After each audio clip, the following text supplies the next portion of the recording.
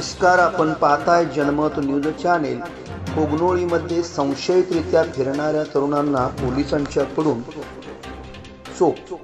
मंगळवारी रात्री संशयास्पदरित्या कोगनोळीत फिरणाऱ्या आणि कोगनोळी मार्गे गडिंग्लजकडे जाणाऱ्या तरुणांना गस्तीवर असलेल्या पोलिसांच्याकडून चोप देण्यात आला।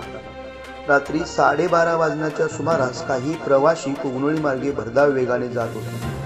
मराठी शाळेनजीक दुचाकीला ओव्हरटेक करून हंचनाळच्या दिशेने जाणाऱ्या अज्ञात तरुणांच्या गस्तीतील पोलिसांनी पाठलाग केला, पण पोलिसांना चकवा देत त्या तरुणांनी हंचनाळच्या दिशेने पलायन केले। गस्तीवर असणारे पोलीस बहिरण्णावर होमगार्ड मुल्ला यांना सर्कल चौकातून पुन्हा सदर कार दिसली। त्यावेळी पाठलाग करून सदर तरुणांना ताब्यात घेण्यात आले व चोप देऊन पुन्हा त्यांना निपाणी पोलीस स्टेशनकडे रवानगी करण्यात आली।